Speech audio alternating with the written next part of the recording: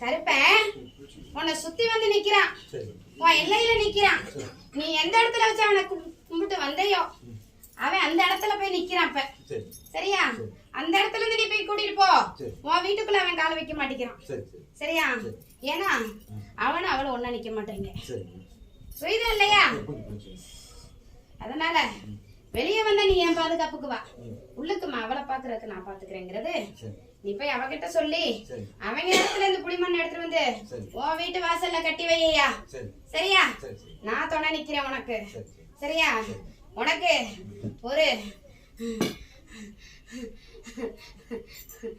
உனக்கோட வயசு கம்மியானவன் ஒன்ன தூக்கி திங்கணும் பார்க்கலாம். சரியா? விடுவேனா? அவன் நிரந்தரம் கிடையாது. அவன் ஒருத்தனுக்கு நிறைய கிடையாது. அவன் 3 பேத்துக்கு இடம் வச்சு குறிச்சு வச்சிருக்கான். 3 பேத்துக்கு தகடு எழுதி வச்சிருக்கான்.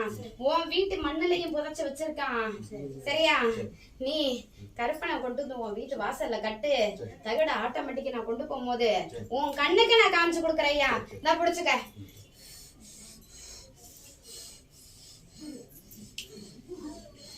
பார்த்தேன்